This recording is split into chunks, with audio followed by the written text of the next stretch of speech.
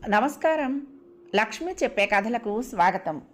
వీణులతో వీక్షించటానికి సిద్ధం కండి. ప్రియ సఖులు, ఇప్పుడు మనం ప్రసిద్ధ రచయిత్రి శ్రీమతి ఆరికపూడి కోడూరి కౌసల్యాదేవి గారు రచించిన శాంతినికేతన్ ధారావాహిక నుండి 11వ భాగం వినేద్దామండి. శాంతికి అసలు ఎవరితోనూ స్నేహం చేసే అలవాటు లేదు. నోటికొచ్చినట్టు మాట్లాడే వాళ్ళతో మాట్లాడే అలవాటు అసలే లేదు.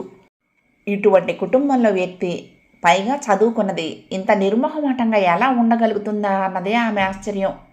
శాంతి మాట్లాడకపోయినా శ్యామల తనంతా తాను కవ్వించేది. మీ రాజా ఏమంటున్నాడు అనేది ఒక్కొక్కసారి శాంతితో. శాంతి 1-2 సార్లు నవ్వేసి ఊరుకున్నా ఎప్పుడూ అలా మౌనం దాల్చలేకపోయింది. నీకు ఈ డిగ్రీ ఎలా వచ్చిందో కానీ ఇటువంటి వాళ్ళు ఒకళ్ళుంటే చాలు, చదువుకున్న అందరికీ తలవంపే అంది. డిగ్రీ లేని మృగాలన్నింటికీ గ్రాడ్యుయేట్లను చూస్తే దుగ్ధ అంది శ్యామల. అవును, మృగంలా ప్రవర్తించడంలో బహుశా నువ్వు గ్రాడ్యుయేట్ అయి ఉంటావు అంటూ అక్కడి నుండి లేచి వెళ్ళిపోయింది శాంతి. అత్తాకోడళ్ళు, వదిన ఆడబడుచుల మధ్య భారతీయ కుటుంబాల్లో సాధారణంగా ఉండే కలహాలు కలతలు అంతవరకు ఆ ఇంట్లో లేవు. ఇప్పుడు ఉన్నాయి అంటే కారణమేమి? 2 చేతులు చేర్చనిదే చప్పట్లు రావన్నది అబద్ధం. ఏ చదువులు డిగ్రీలు లేకపోయినా తన చుట్టూ తన వారి చుట్టూ సమగ్ర సుందర వాతావరణాన్ని ఏర్పరచగలిగిన అమృత హృదయిని పెద్ద వదిన పద్మను తలుచుకుని అంజలి ఘటించింది శాంతి. ఈ గడ్డి పువ్వుకు ఆ పరిమళ ప్రసూనానికి పోలిక. శ్యామలతో ఘర్షణ పడి వెళ్ళిపోతున్న శాంతికి ఆఫీసు నుండి అప్పుడే ఇల్లు చేరుకున్న శ్రీహరి ఎదురుపడ్డాడు. కాఫీ పలహారాలు తెమ్మని వంట మనిషితో చెప్పి తాను అన్నయ్యను అనుసరించింది. ఇవాళ అన్ని జంట ఉత్తరాలు వచ్చాయే శాంతి అన్నాడు కోటు విప్పి హ్యాంగర్కి తగిలిస్తూ. జంట ఉత్తరాలా అంటే? ఇవిగో జేబులోంచి తీసిచ్చాడు. ఒకటి రాజా శ్రీహరికి రాసిన ఉత్తరం, అందులోనే శాంతికి మరో కవర్ ఉంది. శ్రీహరికి అభ్యంతరం లేకుంటేనే శాంతి ఆ ఉత్తరం చదవాలని అతడి అభిప్రాయం అన్నమాట. మరొకటి పద్మ రాసింది, అది కూడా అలాగే కవరులో కవరు. ఒకటి శ్రీహరికి, ఒకటి శాంతికి. మరొక ఉత్తరం మనోరమ దగ్గర నుంచి. నయం, దానికి కూడా జంట లేదు అంది హాస్యంగా 3వ ఉత్తరాన్ని చూసి. వదిన ఉత్తరం, మనోరమ ఉత్తరం చనువుగా తీసుకుంది. రాజా ఉత్తరం మాత్రం అక్కడే టేబుల్పై వదిలేసి వెనుతిరిగింది వెళ్ళిపోవటానికి. ఏం అది తీసుకోవేం అడిగాడు శ్రీహరి. శాంతి మాట్లాడలేదు. వెనక తను రాజాకు ఉత్తరాలు రాయొద్దని కోప్పడటం శాంతి మర్చిపోలేదని గ్రహించాడు. కానీ మమతలు మరుగుపరిచినంత మాత్రాన మాయమవుతాయా? కవరు తానే స్వయంగా తెచ్చి శాంతి చేతులు పెట్టబోయాడు. తీసుకో శాంతి, గతం మర్చిపో, గతం అంటే అంతా అన్నీ అన్నాడు ఏదో భావం ధ్వనింపచేస్తూ. అప్పటికీ శాంతి అందుకోలేదు. నువ్వే చదువు చెప్పన్నయ్య, వింటాను అంది అతి మెల్లగా సౌమ్యంగా. శ్రీహరి ఒక క్షణమాగి మెల్లిగా అన్నాడు, చూడు శాంతి, నేనొకప్పుడు నిన్ను అతడితో మాట్లాడొద్దని, ఉత్తరాలు రాయొద్దని అన్నాను. అందుకేగా నీకు ఈ కోపం? నేను ఏ విధమైన అపోహలతోనూ అలా అనలేదమ్మా. నాకు మీ ఇద్దరిపైన సమాన గౌరవం ఉంది, అలాగే సమానమైన ప్రేమ కూడా ఉంది. మీ ఇద్దరిలో ఏ ఒక్కరిపైనా కోపం తెచ్చుకోలేను. బహుశా అతడు అభిమానంతో ఏవైనా స్నేహపూర్వకంగా సలహా ఇచ్చుంటాడు. అందులో నువ్వు ఈ ఉత్తరం తీసుకుంటే సంతోషిస్తాను అన్నాడు. శ్రీహరి నేత్రాల్లోకి ఓసారి చూసి మౌనంగా ఆ జాబు కూడా తీసుకుని వెళ్ళిపోయింది శాంతి. తన గదిలోకి పోయి ముందుగా మనోరమ ఉత్తరం తీసింది. ఆశ్చర్యం, అందులో కూడా మరో ఉత్తరం ఉంది. శాంతి డియర్, నీ అభినందనలకు, నీవు పంపిన బహుమతులకు కృతజ్ఞురాలిని. కానీ వివాహమైన 3 నెలలకు చాలా చాలా ఆలస్యంగా రాస్తున్నాను కదూ. ఏమీ అనుకోకు, నీకు పెళ్ళైతే తెలుస్తుందిలే. ఎంతో సంతోషంగా ఎన్నో విశేషాలు రాద్దామనుకున్నాను, కానీ శాంతి, నా ఉత్సాహం అంతా చచ్చిపోయింది. నీ నుంచి వివాహ ఆహ్వాన పత్రిక అందుకోగలనని ఆశించిన నాకు నిరాశాపూరితమైన వార్త తెలిసింది. శ్రీ రాజశేఖరం గారు బావుకు ఉత్తరం రాశారు. అది కూడా దీనితో పంపిస్తున్నాను చూడు. రాజా ఎంత మంచివారో నీకు అర్థం కాగలదు. శాంతి, ఇప్పటికైనా లోకం పోకడను, మానవ స్వభావాలను అర్థం చేసుకో. నేను కానీ మీ బావగారు కానీ నీకిచ్చే సలహా ఒక్కటే. రాజశేఖరం వంటి వ్యక్తి హృదయంలో స్థానం పొందగలగటం సామాన్య విషయం కాదు. అతడిని చేపట్టగల యువత చాలా ధన్యురాలు. ఆ అదృష్టవంతురాలు నువ్వే ఎందుకు కాకూడదు? సలహాలు ఇస్తున్నానని చికాకొద్దు. రాజాని వివాహం ఆడితే నీ జీవితం నందనవనమే. బాగా ఆలోచించుకో. మనోరమ. ఆశ్చర్యంతో అందులోనే ఉన్న రాజా ఉత్తరం తీసింది. డియర్ శేఖర్, శుభాకాంక్షలు. హనీమూన్ సరదాగా సంతోషంగా గడిచిందనుకుంటున్నాను. అయినా ఇప్పుడు హనీమూన్ ఏంటి? అప్పుడే మీ పెళ్ళై 3-4 నెలలు కావస్తుందనుకుంటాను. మీ వివాహ జీవితం ఎప్పుడూ ఆనందమయంగా గడవాలని భగవంతుణ్ణి ప్రార్థిస్తాను. ఢిల్లీ జీవితం ఎలా ఉంది? ఉద్యోగం ఎలా ఉంది? మనోరమ గారిని అడిగినట్లు చెప్పగలవు. శేఖర్, దగ్గర స్నేహితుడు గనక, నీకు అన్నీ తెలుసును గనక చనువుగా ఒక విషయం రాస్తున్నాను. సహృదయంతో స్వీకరించగలవు. మనోరమ గారి స్నేహితురాలు శాంతి నీకు తెలుసు. ఆ రోజు కలకత్తాలో చూశావు. ఆమె గురించి కూడా మనం మాట్లాడుకున్నాము. ఈ మధ్య ఆమె వివాహం గోవిందరావుతో జరగగలదని ఆశించాను. కానీ చాలా విచారకరమైన విషయం, గోవిందరావు మోసగాడని, అతడికి ఇదివరకు వివాహం జరిగిందని తెలిసింది. శాంతి నిరాశావదనం చూసిన నాకు గుండె కరిగిపోయింది. ఇటువంటి స్థితిలో స్నేహితుల ఓదార్పు ఎంతైనా అవసరం. సాంత్వన వచనాలతో మనోరమ గారు ఆమెకు ఉత్తరం రాయాలని అర్థిస్తున్నాను. కలిగిస్తున్న శ్రమకు క్షాంతవ్యుణ్ణి. ఇది శాంతి వ్యక్తిగత విషయం. ఆమె అనుమతి లేనిది ఆమె స్వవిషయాన్ని నేను మీకు తెలియపరచడం అపరాధమే.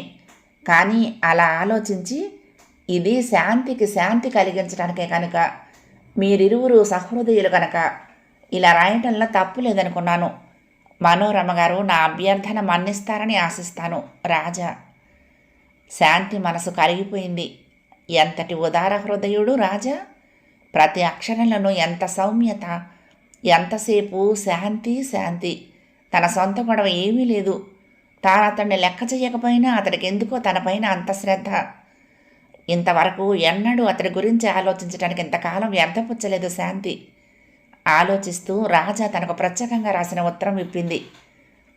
చిరంజీవి శాంతిని ఆశీర్వదించి, మనం కలుసుకున్న పరిస్థితుల్లో ఆనాడు అధికంగా మాట్లాడే అవకాశం లేకపోయింది. ఈ పాటికి మీ మనసు సర్దుకుని ఉంటుందని ఆశిస్తున్నాను. నాపై గౌరవంతో ఆనాడు నాకు ఒక వాగ్దానం చేశారు. ఆ ధైర్యంతోనే నేను ఇక్కడ నిశ్చింతగా ఉండగలుగుతున్నాను. నేను ఈ విధంగా ఉత్తరం రాయటం గురించి మీరే విధంగా భావిస్తున్నారో నాకు తెలియదు, కానీ స్నేహితుడిగా ఇది నా బాధ్యతగా భావిస్తున్నాను. జరిగింది మర్చిపోయి సంతోషంగా ఉండగలందులకు ప్రయత్నించండి. మీ వ్యక్తిగత విషయాలలో నేను జోక్యం కలిగించుకోవటం తప్పే కావచ్చు. కానీ స్నేహాన సాహసించి నేను చెప్పేది ఏమిటంటే, పరిస్థితుల ప్రభావమో విధి బలీయతో ఎందువలనో ఇత్తడిని బంగారంగా భ్రమించి ఉండవచ్చు. అది నిజంగా స్వర్ణమే అయి మనకు అందకపోతే బాధపడాలి, కానీ అది భ్రమ అని తేలిపోయాక విచారం దేనికి? జీవితం అటువంటి గోతిలో పడనందుకు సంతోషించాలి. దైవం రక్షించాడు. అయితే ఆ ప్రభావం కొంతకాలం ఉండటం సహజం. కానీ వివేకంగా ప్రవర్తించండి. పరిస్థితులకు వివసులు కాకండి. చిత్రలేఖనంలో బాగా కృషి చేయండి. మంచి గ్రంథాలు చదవండి. మానసిక ఆరోగ్యం చేకూరగలదు. ఇందులో హద్దు మీరి అధికంగా రాసినదేమైనా ఉంటే క్షమించండి. రాజా. పద్మ ఉత్తరం మామూలే. క్షేమ సమాచారాలు, కొన్ని హితబోధలు ఉన్నాయి. ఆ ఉత్తరాలన్నీ సాంత్వన కలిగించడానికి బదులు తీరని అశాంతిని రేకెత్తించాయి శాంతి హృదయంలో. అవును, రాజా చెప్పినట్లు ఇత్తడిని బంగారం అని భ్రమపడ్డాను. గడ్డి పువ్వును పూజా పుష్పమని అపోహపడ్డాను. భ్రాంతి చెదిరిపోయింది అనుకుంది. తరచూ గోవిందరావులోని మాలిన్యాన్ని రాజాలోని స్వచ్ఛతను పోల్చుకోవటంతో ఆమె మనసులో రాజా ఎక్కువగా మెదలసాగాడు. ఒక రోజున శ్రీహరి అడిగాడు, శాంతి, రాజాకు జవాబు రాశావా? ఏం రాశాడు అని. చూస్తావా అన్నయ్య? వద్దు, చెప్పు. ధైర్యంగా ఉండమని, విచారం వద్దని. చాలా ఓపిగ్గా బాగా రాశారు. అసలు మీ ఇద్దరికి చాలా పోలికలున్నాయి అన్నయ్య స్వభావంలో అంటూ నవ్వింది. ఎలాగైనా సంభాషణ మరొక మార్గం తొక్కించాలని. సరే, జవాబు రాయి, నేను రాశాను. సరేలే అన్నయ్య, రాస్తాను. వదిన దగ్గర నుండి మళ్ళీ ఏమైనా ఉత్తరాలు వచ్చాయా? ఓసారి చూడాలని ఉందన్నయ్య, చాలా రోజులైపోయింది. ఓసారి వెళ్ళొద్దామా అడిగింది. ఇవాళ రేపు శుభవార్తతో టెలిగ్రామ్ వస్తుందిగా, అప్పుడు వెళ్దాంలే అన్నాడు. అయినా నువ్వు చాలా మారిపోయావు శాంతి. ఇది వరకు ఎవరిపైనా నీకింత అభిమానం ఉండేది కాదు. శాంతినికేతన్లో ఉన్నప్పుడు మమ్మల్ని పూర్తిగా మర్చిపోయామనుకున్నాను అన్నాడు. అవునన్నయ్య, అసలేమిటో అలా ఎలా ఉండగలిగేదాన్నో. మొన్నటి వరకు దేని గురించి ఎవరి గురించి ఆలోచన ఉండేది కాదు. ఎంతసేపు పుస్తకాలు చిత్రాలు మినహా ఇన్ని ఆలోచనలు సమస్యలు ఉండేవి కావు అంది మందస్వరంతో. ఆమె ముఖం మలినం కావటం చూసి బహుశా గోవిందరావు జ్ఞాపకంతో కావచ్చు అని శ్రీహరి బాధపడ్డాడు. ఊరికే అన్నానమ్మా, చిన్నతనం కదమ్మా మరప్పుడు. ఇప్పుడు మాత్రం ఇప్పుడు చిన్నదానివే, నీకేం తెలుసని అన్నాడు ఓదార్పుగా. టేబుల్ టెన్నిస్ ఆడదామా అన్నాడు తిరిగి వాతావరణం తేలిక చేయటానికి. ఓ, వెంటనే ఒప్పుకున్న శాంతి గబగబా టేబుల్కి నెట్ కట్టి బ్యాటు బంతి తెచ్చింది. కొద్దిసేపు ఆడారో లేదో బయట కలకలం విని ఆటమాని కిటికీ దగ్గరగా వెళ్ళి తోటలోకి చూశారు. శ్యామల ఏదో అరుస్తోంది కోపంగా. రామన్న చేతులు నలుపుకుంటూ ప్రాధేయపడుతూ ఏదో చెప్పబోతున్నాడు. ఏమిటో చూస్తానుండు నేను వెళ్ళి అంటూ శాంతి బయటికి పోబోయింది. వద్దు శాంతి, వెళ్లకు అన్నాడు శ్రీహరి. గడప దాటుతున్న శాంతి వెనక్కు తిరిగి ఒక నవ్వు నవ్వింది. ఏంటన్నయ్య, భయపడమంటావా? ఈవిడ ఆగడం మరీ ఎక్కువగా ఉంది, ఉండు చూడండి అంటూ వెళ్ళిపోయింది. ఏంటొదినా అడిగింది శాంతి సౌమ్యంగానే. ఏం అప్పుడే వచ్చేసావు? ఈ ఇంట్లో ఏ పని చేయాలన్నా చీమా దోమ ఆర్డర్ కావాలా ఏమిటి? దిక్కుమాలడు కొంప. కొరకొర చూసింది శ్యామల. ఆ విసురుకు నిర్ఘాంతపోయిన శాంతి తట్టుకుని మామూలు స్థితికి రావడానికి కనీసం 4 నిమిషాలు పట్టింది. ఇంతలో శ్యామల మళ్ళీ రామనను కసరటం ప్రారంభించింది. ఏం అలా నుంచుని చూస్తావు దెయ్యంలాగా? ఇక శాంతి ఉండబట్టలేకపోయింది. ఏమిటి రామన్న సంగతి అని అడిగింది. ఏముందమ్మా, కొబ్బరి బండాలన్నీ నిన్ననే దింపించేసి వర్తకులకు లెక్కగట్టి ఇచ్చేశాము. ఇక తోటలో తీద్దామన్న ఒక్క చెట్టుకి ముదురు బొండాలు లేవు. అయ్యగారు పెద్దబాబు అయితే ఇంట్లో కొంత సరుకు ఉంచి మరీ బేరగాళ్ళకి ఇచ్చేవాళ్ళు. చిన్నబాబు అలా కాదు, ఇంట్లో ఒక్క కాయ కూడా ఉంచలేదు. చిన్న కోడలి గారికి ఇప్పుడు ఆ కొబ్బరి నీళ్లు తాగాలనుందుట. శ్యామల ఉగ్రమూర్తి అయిపోయింది. నీకేం కళ్ళు పోయాయా? ఆ చెట్టు నిండా ఉన్నాయిగా కాయలు అంది. విషయం అర్థమైంది శాంతికి. నువ్వు వెళ్ళు రామన్న, నేను చెప్తాను అంది. రామన్న వెళ్ళిపోయాడు.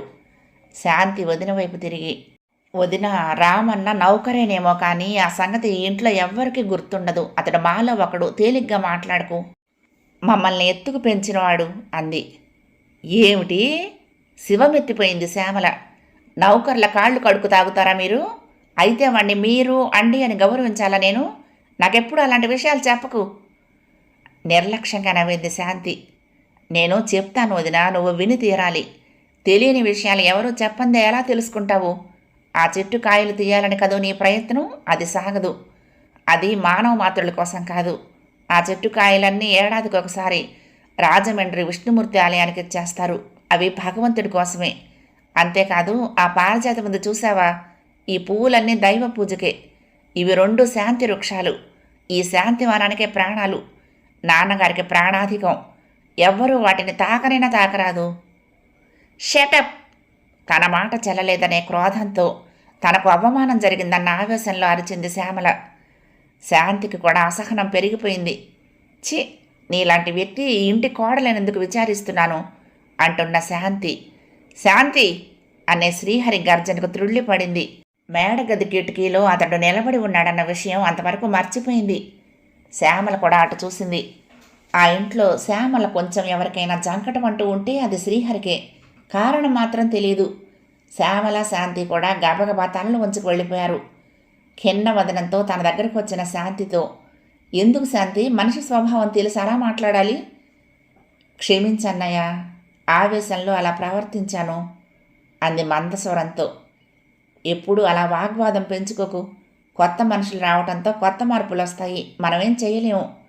కానీ మనం కూడా ఆ స్థితికి దిగజారిపోకుండా మనను మనం కాపాడుకోవాలి. అందుకు నిగ్రహం అవసరం. అన్నగారి సలహాను మౌనంతో ఆమోదించింది శాంతి. రాత్రి బలరామయ్య ఆరోగ్యం విషయం చర్చిస్తూ లక్ష్మీదేవి, శ్రీహరి, శాంతి బలరామయ్య గదిలో కూర్చున్నారు. నాన్నగారు ఇప్పటికి పథ్యం తీసుకుని 1 నెల పైగా అయ్యింది. అయినా ఏమీ బలం చేకూరినట్టు లేదు. నాకు ఆందోళనగా ఉందబ్బాయి. మరొక డాక్టర్కి ఎవరికైనా చూపెడదామా అంది తల్లి. తేలిగ్గా నవ్వేశాడు బలరామయ్య. మరేం కంగారు పెట్టుకోకండి, నేను బాగానే ఉన్నాను. బలం అదే వస్తుంది. వార్ధక్యంలో పడ్డానుగా మరి అన్నాడు. అలా మాట్లాడుకుంటూ ఉండగానే చిన్నమ్మ, చిన్నయ్య పిలుస్తున్నారు అన్నాడు వంట మనిషి వచ్చి. గబగబా లేచి వెళ్ళబోయిన శాంతికి శ్రీహరి అడ్డుపడ్డాడు. నువ్వు కూర్చో అమ్మాయి అంటూ. శాంతి ఆగిపోయింది.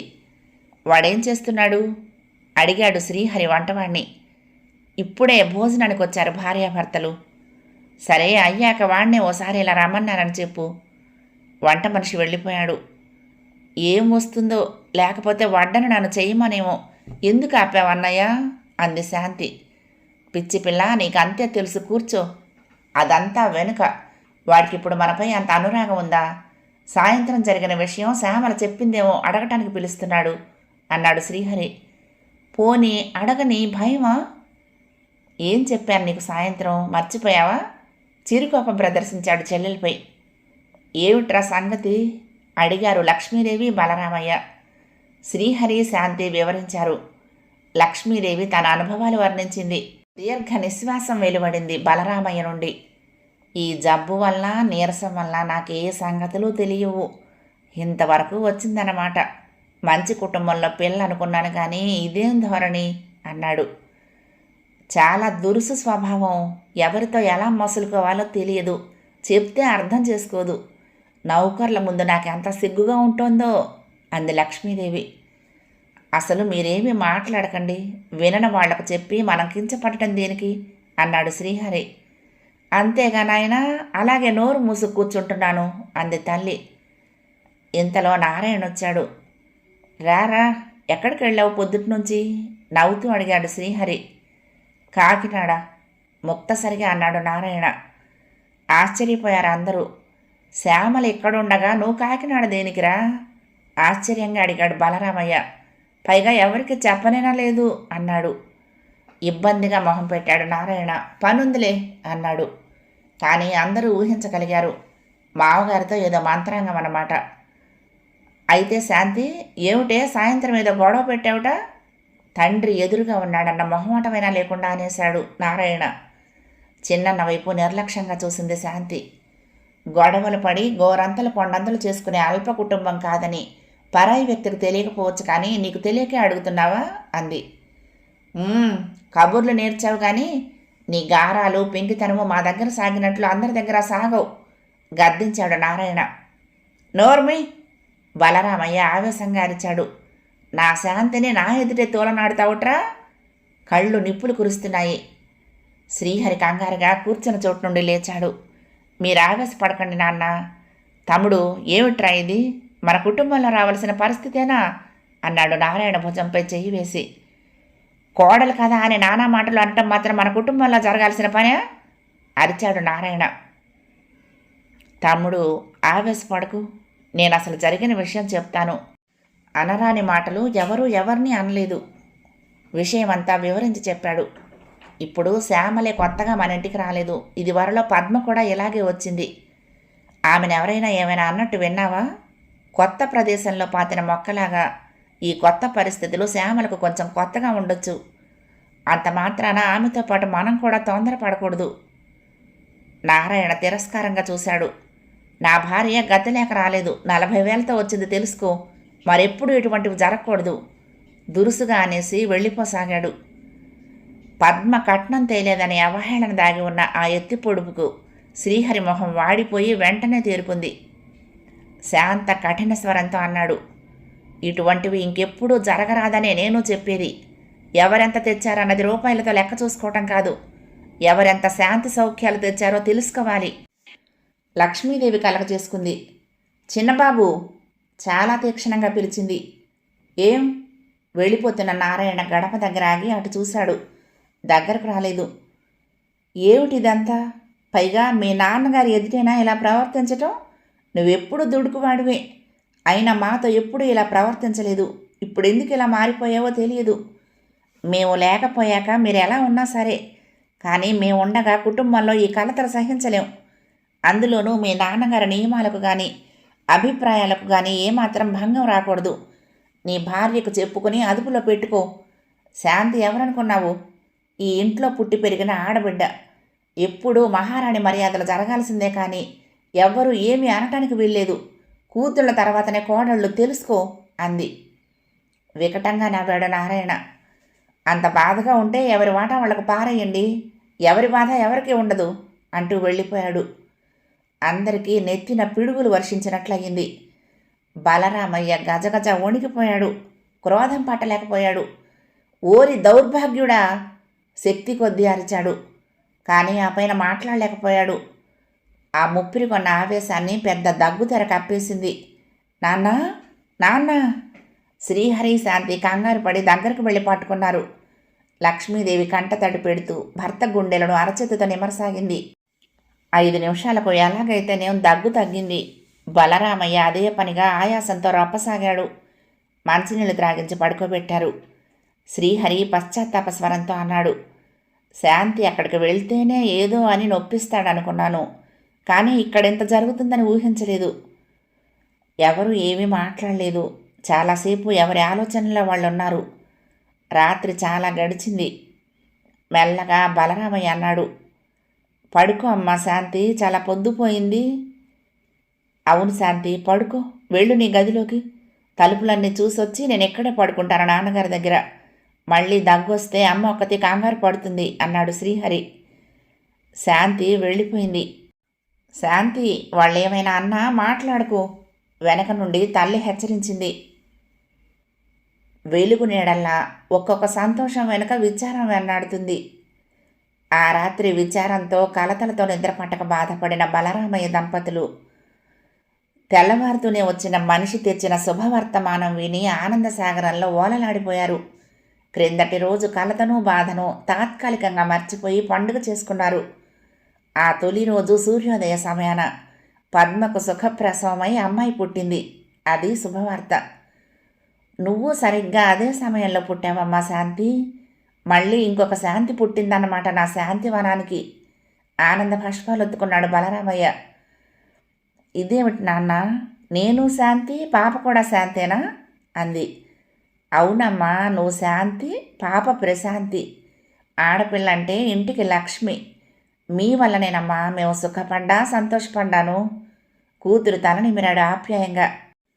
ఓ, ఇంకేం, నాన్న నామకరణం కూడా చేసేశారు అన్నాడు నవ్వుతూ శ్రీహరి. అయితే ఆ పేరే పెడతావా అడిగింది లక్ష్మీదేవి. మనం పెట్టేదేముందమ్మా, నాన్నగారు పెట్టేశారు. అంతకంటే గొప్ప పేరు పెట్టగలనా నేను? నీకెంత గౌరవం నాయనా తల్లిదండ్రుల మీద. ఆనందాశ్రువులు శ్రమించాయి లక్ష్మీదేవి చెంపలపై. నారాయణ, శ్యామల విని ఊరుకున్నారు. అదేదో తమకు అనవసరమైన విషయంలాగా. బారసాలకు కూడా వెళ్ళలేదు. ఏదో సాగు పెట్టి తప్పించుకున్నారు. కానీ శ్యామల భర్తతో అంటున్న మాటలు శాంతి వినటం తటస్థించింది. వెళ్ళేదేమిట్లెద్దురు, ఎందులో మనతో సరి సాటిను, మనం వెళ్ళి నిల్చోదగిన హోదాయే లేదు. సమాధానంగా నారాయణ బిగ్గరగా నవ్వటం వినిపించింది. ఛీ, సంకుచిత హృదయాలు అని అసహించుకుంది శాంతి. వెళ్తూనే వదినను కౌగిలించుకుంది. ఎంతకాలం అయినట్లుంది వదిన నిన్ను చూసి అంటూ. నిన్నెంత చలాకీగా సంతోషంగా చూస్తానని అనుకోలేదు శాంతి. ఆడబొడుచు తల నిమురుతూ అంది పద్మ. ఏం వదిన, ఆడబొడుచులకు పొత్తులు ఎక్కువైపోయాయి, ఇక మాతో కాస్త మాట్లాడతారా? పరిహాసమాడాడు శ్రీహరి భార్యతో. అందరూ నవ్వుకున్నారు. పాప ఎంత అందంగా ఉంది, అంతా మా అన్నయ్య పోలిక అంది శాంతి. కాదు, మా అక్కయ్య పోలిక. సరదాగా కాసేపు వాదించుకున్నారు శాంతి, జయలక్ష్మి. శ్రీహరి, పద్మ ముచ్చటగా చూశారు వాళ్లను. లక్ష్మీదేవి ఆప్యాయంగా కోడలి ఆరోగ్యాది విషయాలు అడిగి మరీ తెలుసుకుంది. తర్వాత ఒంటరిగా ఉన్నప్పుడు శాంతి పద్మకు అన్ని విషయాలు చెప్పింది. ఈ పరిస్థితుల్లో నువ్వు అక్కడ ఉండటమే మంచిది వదినా. ఏమిటో అందరికీ ధైర్యంగా ఉంటుంది నువ్వు ఉంటే. నువ్వు వచ్చేస్తే ఇంటికి నిండుతనమే లేదు. నువ్వు 3వ నెల రావటమే మంచిదైనా తప్పదు మరి.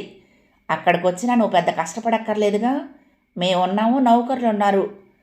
విషయాలన్నీ విన్న పద్మ కూడా చాలా బాధపడింది. తప్పక వస్తాను శాంతి, మీతోనే తీసుకుపోండి అంది. శాంతి పై కనకపోయినా మనసులోనే అంజలి ఘటించింది. తాను అడగగానే అభ్యర్థనను మన్నించిన వదినకు. తాను శాంతినికేతన్లో ఉండగా వదిన ఇలాగే అడిగితే మాత్రం తాను ఆమె మాటను మన్నించక మూర్ఖంగా త్రోసిపుచ్చింది. శాంతివనంలోకి ప్రశాంతి వచ్చింది. ఆ మనుమరాలని బలరామయ్య ఒక్క క్షణమైనా వదిలుండడు. లక్ష్మీదేవికి మరీ అపురూపం ప్రశాంతి అంటే. శాంతి సరే సరి, ఎప్పుడు చూసినా మేనకోడలి బొగ్గల్ని ముద్దులతో నింపేస్తూ ఉంటుంది. నీ పెంకితనమంతా దానికి కూడా నేర్పిస్తున్నావా తల్లి? అంది ఒకనాడు పద్మ హాస్యంగా. అయితే నేను పెంకిదాన్నా? మీకందరికీ అంత కష్టంగా ఉందన్నమాట నేనంటే, అంది శాంతి బొంగమూతి పెట్టి. లేదు శాంతి, హాస్యంగా అన్నాను. నువ్వు ఈ ఇంటి వెలుగువు. శాంతి కాంతి నువ్వే మాకు, అంది పద్మ ఆప్యాయంగా.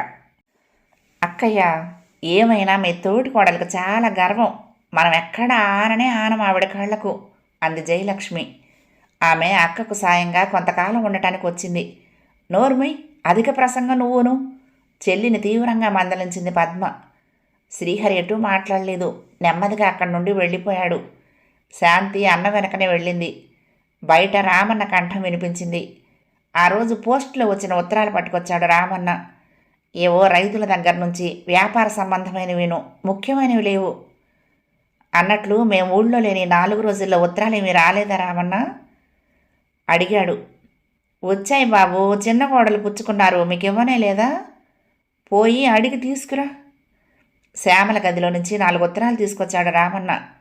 వాటిలో 3 శ్రీహరికి, 1 శాంతికి. అరే, రాజా ఉత్తరం తిరిగి వచ్చింది, అక్కడ లేడుట, అన్నాడు శ్రీహరి నిర్ఘాంతపోతూ. నేను రాసింది తిరిగొచ్చింది, కానీ ఇలా చూడు. ఖిన్న వదనంతో ఉత్తరం అన్న చేతిలో ఉంచింది శాంతి. ఈసారి శ్రీహరి ఆశ్చర్యపోయాడు. ఉత్తరం చింపుంది. ఛీ, బొత్తిగా ఇంత అజ్ఞానం మూర్ఖత్వం ఏంటి? ప్రతి విషయంలోనూ ఇలా జరుగుతూ ఉంటే చాలా కష్టం అన్నయ్య. పద్మ కూడా సంగతి విని ఆశ్చర్యపోయింది, విచారించింది. అడగనా? అంది శాంతి. వద్దులేమ్మా, ఎందుకు గొడవ? అంది పద్మ. అడగని, అన్నిటికీ ఊరుకోవటం కూడా అంత మంచిది కాదు. దాని స్నేహితుడికి అదేమో రాసుకుంది, విప్పి చూడాల్సిన అవసరం తనకేంటి? బాధ్యత ఉన్న వాళ్ళు చూసినా అర్థం ఉంది. అడుగు శాంతి, అన్నాడు శ్రీహరి. శ్రీహరికి ఎవరి మీద ఎప్పుడూ అంత కోపం రాగా చూడలేదు వాళ్ళు. శాంతి చిన్న వదిన గది దగ్గరికి వెళ్ళి, వదినా లోపలికి రావచ్చా? అంది. ఎందుకు? అంటూ శ్యామల తానే వచ్చింది వరండాలోకి. ఈ ఉత్తరం ఎవరు చింపారు, నువ్వేనా? నేనే. ఏం చూడకూడదా? అందరినీ బ్రూట్సు, ఇడియట్సు అనే నువ్వు ఇంత బ్రూట్లాగా ఎలా ప్రవర్తిస్తున్నావు? కల్చర్లెస్ ఎడ్యుకేషన్ ఎందుకు? కోపంగా అంది శాంతి. ఆహాహా, నీ పెద్ద కబుర్ల బండారం బయటపడిందనా అంత ఉక్రోషం? అదంతా నీకు అనవసరం. ఇటువంటి తెలివి తక్కువ పనులు ఎప్పుడూ చెయ్యకు. అదే నేను నీకు సలహా ఇస్తున్నాను. ఎందుకు ఈ తెలివి తక్కువ నాటకాలు? పెళ్ళి వద్దనటం ఏమిటి? రాజాతో ఆ ఉత్తరాలేమిటి? అతన్ని ప్రేమించావా ఏంటి? హేళనగా ఉంది ధోరణి. ఒళ్ళు తెలియని కోపంతో అంది శాంతి. అవును, ప్రేమించానో పెళ్లి చేసుకుంటానో నీకు అనవసరం. ఇటువంటి అనవసరపు కుతూహలం ప్రదర్శిస్తే మాత్రం ఫలితాలు బాగుండవు. నీ హద్దుల్లో నువ్వుండు. శాంతి విసురుగా వెళ్ళిపోయింది. వరండా చివరి నుండి అంతా చూస్తున్న పద్మ, శ్రీహరి ముఖముఖాలు చూసుకున్నారు. ఇక ఈ ఇంట్లో ఇలా కలిసి ఉండలేమనిపిస్తోంది. ఇంకా పెద్ద గొడవలు వచ్చి మనస్పర్ధలు ఏర్పడి అందరికీ తెలిసాక విడిపోయేదానికంటే ఇప్పుడే ఏదో దారి చూసుకోవటం మంచిది, అంది పద్మ స్వాగతంలాగా.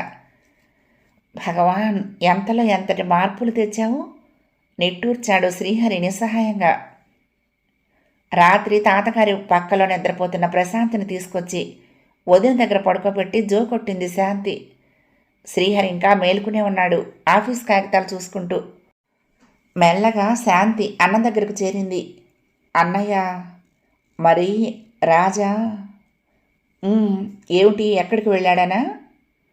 శ్రీహరి కుర్చీలో నుండి లేచాడు. ఏమిటో నాకు తెలియకుండా ఉంది శాంతి. అతడు నాకు ఉత్తరం రాయకుండా ఉండడు. ఎక్కడికి వెళ్ళాడో ఏమిటో.